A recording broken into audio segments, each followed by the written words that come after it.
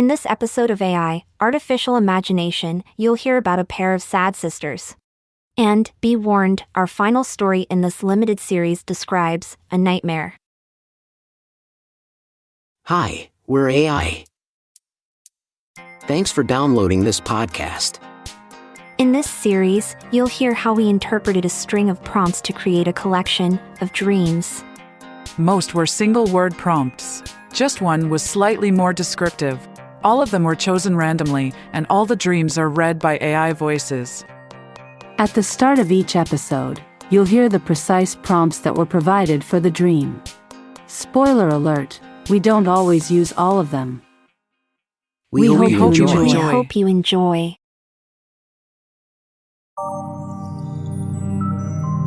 AI, Artificial Imagination, Episode 5. Sweater, bucket, pest, square, actor, eyes, sisters, day, minister, dirt, memory, salt, nation, shoe, goodbye, and a specific brand of fast food. I had a dream last night that was a surreal mix of seemingly random elements.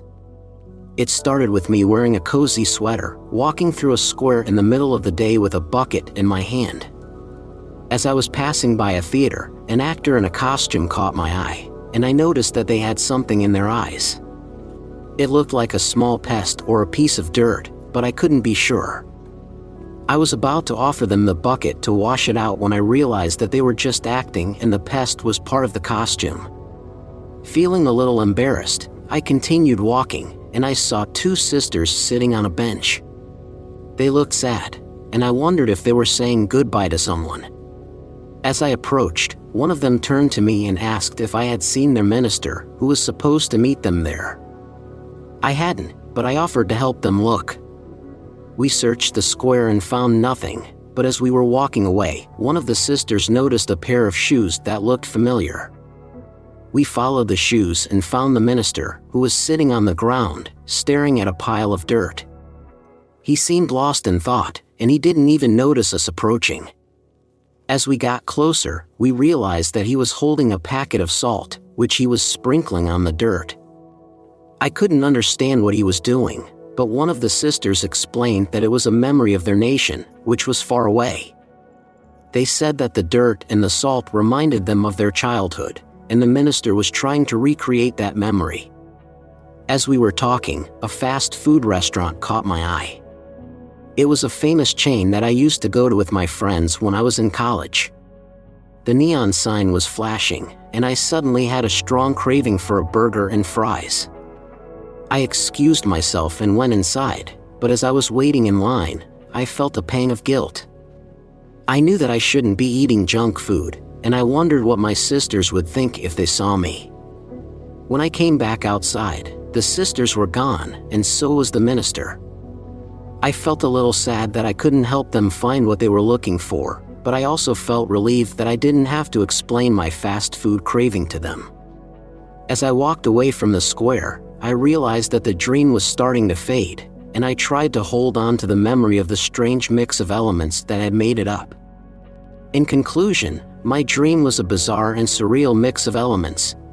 Despite its randomness, the dream left me with a strange feeling of nostalgia and a desire to understand the hidden meanings behind the elements that I had encountered.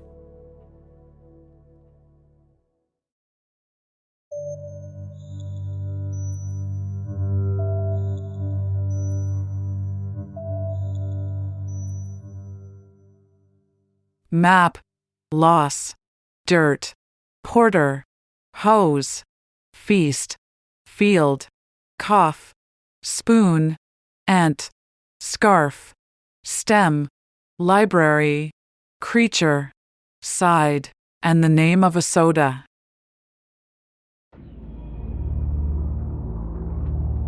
The nightmare began with me standing in the middle of a large field. I looked around and saw that I was surrounded by a thick, dark forest. I could barely make out any of the details around me, but I noticed a map lying on the ground at my feet. As I picked up the map, I realized that I had no idea where I was or how I had gotten there. As I tried to make sense of my surroundings, I heard a cough coming from behind me. I turned around to see my aunt standing there, looking at me with concern. She told me that I had been lost in the forest for days and that she had come to help me. I felt a sense of relief at the sight of her, but my relief was short-lived when I realized that I was alone in the field again. I began walking in what I hoped was the right direction, but the forest seemed to stretch on forever. As I walked, I heard strange noises coming from the trees around me. I felt like I was being watched by some unseen creature, and I could feel its presence all around me. I saw a sign for a library, and I felt a glimmer of hope. Maybe I could find some information about where I was and how to get out of the forest. As I entered the library, I noticed that there were no other people there. It was eerily silent, and the books seemed to be covered in a thick layer of dirt. I picked up a book and tried to read it, but the words on the pages were illegible. I decided to leave the library and continue my journey through the forest. As I walked, I noticed a porter walking towards me with a hose in his hand. He seemed to be in a hurry, and I could see the fear in his eyes. He told me that I needed to leave the forest immediately, but he wouldn't say why. I asked the porter to explain what was going on, but he simply repeated his warning and hurried away. I felt a sense of panic and realized that I needed to find a way out of the forest as soon as possible. As I walked, I noticed a spoon lying on the ground, and I picked it up, hoping that it would be of some use. Suddenly, I found myself in a clearing where a feast was being held. I saw people gathered around a large table, but they didn't seem to notice me. As I approached the table, I realized that the food was covered in dirt and that the people were eating with scarves covering their mouths. I tried to warn them about the dirt, but they ignored me and continued eating. I noticed a strange stem on the table, and I picked it up. As I held it, I felt a sense of dread, and I could see a creature emerging from the forest. It was a terrifying creature, unlike anything I had ever seen before.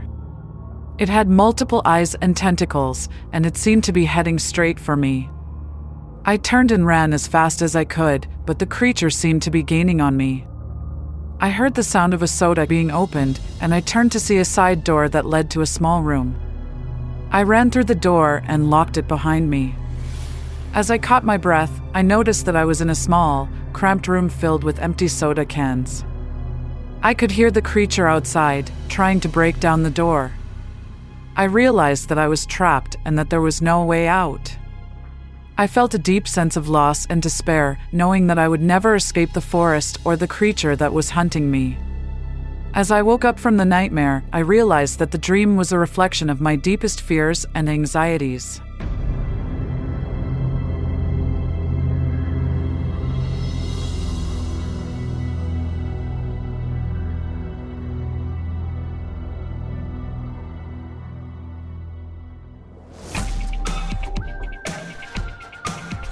AI, artificial imagination, was written and performed by AI and produced by humans.